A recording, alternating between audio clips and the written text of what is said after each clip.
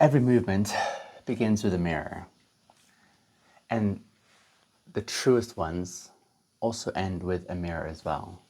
Because once we've stripped away all the noise, the labels, the ideologies, the identities that we perform to be seen in the first place, what's left is just us, the human, raw, unarmored us, right? And the truth is, this whole time, it was never just about men. It was about the humanity beneath the masculinity, the tenderness beneath the armor, the spirit that keeps trying to remember what love felt like before it was filtered through gender expectations. We began redefining simp to help men remember themselves. But if you've been listening deeply to this series, you already know that this series was never really about separation.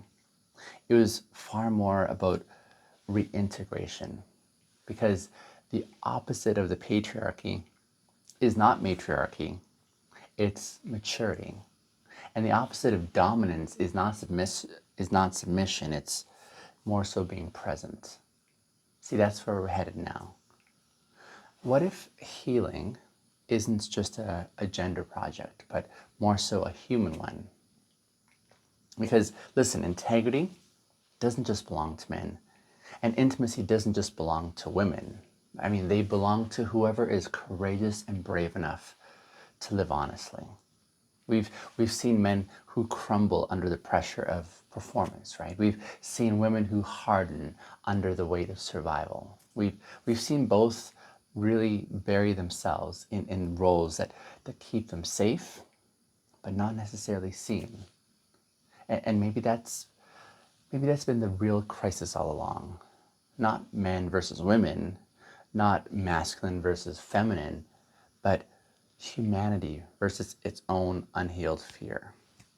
See, the further we've drifted from our humanness, the louder our divisions have really become. We've turned self-protection into a philosophy. We've turned pain into politics.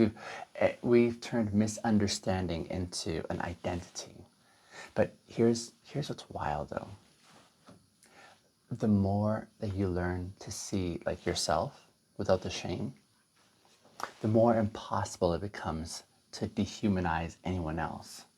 See, when you've sat in your own silence long enough, you now stop needing to shout to be right. You stop needing to win to feel like you're worthy. You stop needing to divide to feel distinct enough. That's the hidden work that masculinity was always meant to do.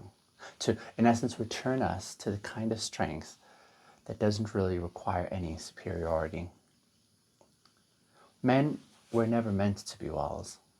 We were meant to be bridges, steady, carrying, rooted bridges.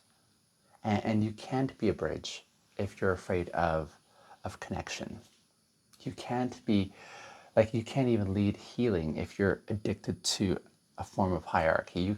You can't embody presence if you keep outsourcing it to the ego. See, the real return of men is not about reclaiming control. It's about remembering communion.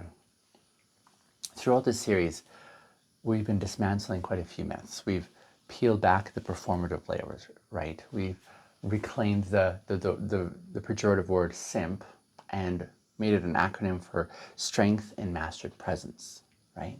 We've redefined devotion as a discipline. We've reframed tenderness as power, and we've endeavored to restore reverence as the missing masculine and energy. And today, we're going to go one step further still, because true mastery does not end in masculinity. It actually expands into humanity, I would say. The more integrated you become, the less you need to prove what you are. And the more simply you're able to become who you were meant to be. Presence is really the great equalizer, because when you're present, hierarchy dissolves. When you're present, like gender stops being this battlefield. When you're present, love stops being a transaction. See, presence makes space for paradox in life. It lets you be both strong and soft, both tender and disciplined, and certain and curious, like a leader while still being a learner, right? Presence lets you stand in your own skin without needing to justify your existence to begin with. And that, more than anything, is what the human work is. See, we've been taught to categorize everything, right? There's masculine, there's feminine, there's a leader, there's a follower, there's alpha, there's beta, there's worthy, there's unworthy. And the truth is, these are all just costumes that we wear to survive the disconnection. We don't need new hierarchies. What we need is, we need new hearts. Because masculinity and femininity are not in competition. In essence, they are in collaboration. They weren't really meant to dominate one another. More so, think of it like a dance together, right? At Uber Bintegers, I think I've always said this. We don't argue with boys. We want to awaken men. But what that awakening has always been about is about bringing us all home. All of us to this humanness underneath that shield. And when a man wakes up, the world around him softens. Not because he became less masculine, but because his masculinity stopped trying to prove itself. And when that happens, women feel safer, and children breathe easier, and communities begin to heal. See, this is the ripple effect of integrity. It's never been just about men being better. Think of it more like humanity becoming whole again. So, if you've walked through this entire journey with me this month, if you've felt seen or confronted or invited, then you already know that this movement has been asking something from you, right? And that is to stop performing manhood and to start practicing your humanity instead.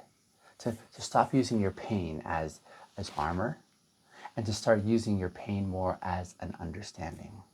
To stop running from connection and to start actually restoring it, right? Because this world does not need perfect men. This world is far more in need of men who are present. And maybe that's the ultimate evolution there. Not a man who's mastered dominance, but more so a human who has mastered depth, right? The kind of depth that's able to listen before it speaks. The kind of depth that sees before it judges, right? The kind of depth that holds before it heals. That's integrity that's made visible. That's intimacy without fear. And that's the bridge, if you will, between who we've been once and who we're now becoming. So if this series has opened something inside of you, don't let it stop or close here. I mean, you can keep going deeper, not just as a concept, but even more so as a practice. On my website, I have this course, In the Ashes of the Alpha Male, and you can find that at uberbintegers.com. But in this course, I want to help you deconstruct the performance of power and further to teach you how to embody love without losing leadership. Because manhood was never really the goal. Humanhood was, right? I mean, it's wild to think about, but the moments that you stop defending your identity, that's the moment that you start discovering your integrity. That's what happens when gender stops being a wall and now starts being a window. And it's that we start seeing through each other instead of against each other. And that's what the next series we're moving into next month, tomorrow, is. I call it Divided. So this is a series not as an argument, but as more so like an autopsy, a deep look at how these fractures between us mirror and fracture within us as well too. Because what we're not integrating internally will always be projected externally eventually. And it's time, I think, we stop outsourcing our unhealed parts to polarization communally. This is now human work, right? We want to meet each other beyond the armor that we wore of our algorithms. We want to stand face to face with people that we've learned to fear and still say, I see you. Because healing is not about sameness. Healing is more so about sight. It's not about dissolving difference as much as it is about dignifying it. See, that's the maturity that this generation is really being called into, I think. One conversation, one confession, one being present with another in real time. We've reached the end of Redefining S.I.M.P, our current series. But what we've really reached now is kind of like a beginning. The beginning of what happens when men no longer use masculinity as the mask and now start using it as medicine. The beginning, if you will, of what happens when we all stop debating who's more wounded and start now tending to the wounds that can more so bind us. The beginning, if you will, of what happens when strength finally sits at the same table as softness. See, that's not as much a movement, I would say, as much as it is an evolution.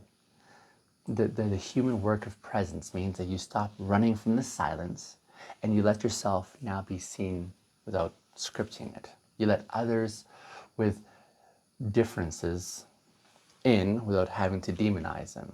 And you learn that love is not a reward for correctness as much as it is a consequence of true connection. This is the truth that men have been running from and women have been carrying alone. So it's time that we carry this together, right? So if you've walked with me this far, let me just say thank you. Thank you for listening. Thank you for reflecting with me. Thank you for wrestling with these ideas and thank you for remembering, because the world doesn't change when one gender wins. It really changes when both genders are able to return home. This series was, if you will, our homecoming, right? And the next series will be like our reconstruction, divided. The next series will show us the cracks in our collective foundation, from the political to the spiritual and the relational fractures that keep us from experiencing unity. But not to despair, right? More so the design of this next series is to help to rebuild, because if integrity healed the man, intimacy, I think, can heal our world. Beyond gender, beyond shame, beyond performance. I mean, what remains is really presence. And presence is where I believe healing begins. So before we say goodbye to this series, take one last breath with me. Put your hand on your heart. And if you will, feel the rhythm. That's not masculinity. That's not femininity. That's life itself. And that's what we're here to protect. Because before we were men or we're women, we were first human being. And that's still enough. I appreciate you guys. I can't wait to see you in tomorrow's episode as we start Divided. See you then.